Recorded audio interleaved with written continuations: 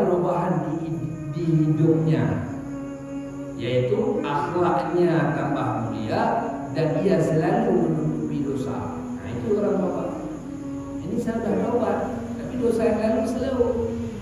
Ini banyak bolong di badan yang belum ditempel. Untung enggak mati kita dengan dosa. Kalau enggak udah berpuluh-puluh kali mati, mungkin 1000 kali mati. Jadi kalau ada tinggal salat setahun, setahun 360 hari. Kali 5 udah 1800 salat tinggal. Kalau mati sebab dosa udah 1800 kali mati. Dan dosa meninggalkan salat itu lebih besar daripada berzina. Ini santai, itu belum tobat. Kita bukan putus asa terhadap rahmat Allah tentang keampunan, tapi tidak menilai rahmat Allah itu dari Allah.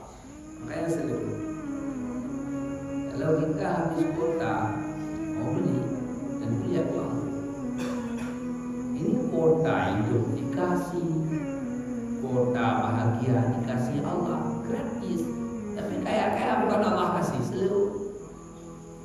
Makanya batok kepala manusia itu lembek, enggak sekeras tempurung kelapa, tapi sebenarnya lebih keras daripada selalu. Yang ngomong bisa jadi Allah.